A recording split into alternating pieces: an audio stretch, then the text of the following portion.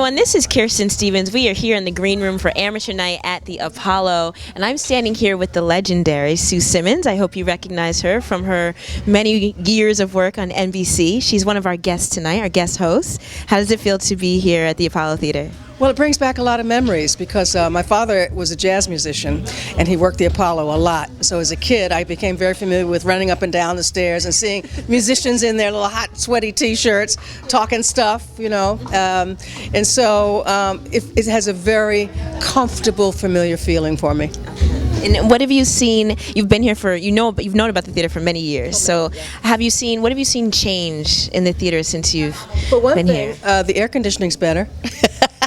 That works, right? That's helpful. Because I go back to, the 1960s. So this is way before the Apollo was redone. Yes. And I'm sure the musicians were very happy about the air. Yeah. For sure, for sure. So when was the last time you were here to see Amateur Night at the Apollo? More than 30 years.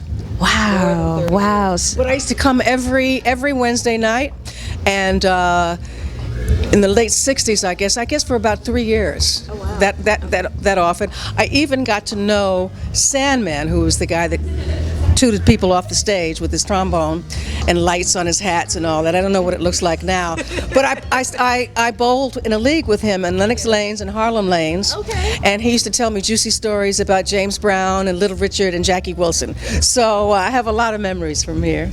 And do you have a favorite performance that you saw?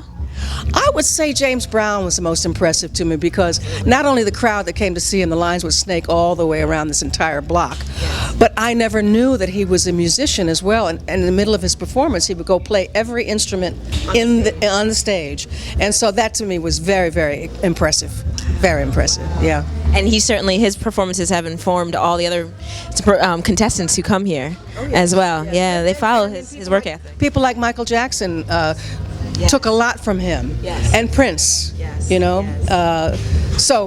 Yes. Certainly the godfather of this house, for sure, for sure. So now all of us, we know we're here celebrating Harlem Week, and I know that everyone in the world has some connection to Harlem and why they love Harlem. So I want to know why you love Harlem and what you feel about Harlem. Well, I grew up in Harlem. That's why I love Harlem. I grew up in a neighborhood that was called Sugar Hill. I don't know if they're still there, but it's St. Nicholas Avenue up on the hill, 153rd Street in through there.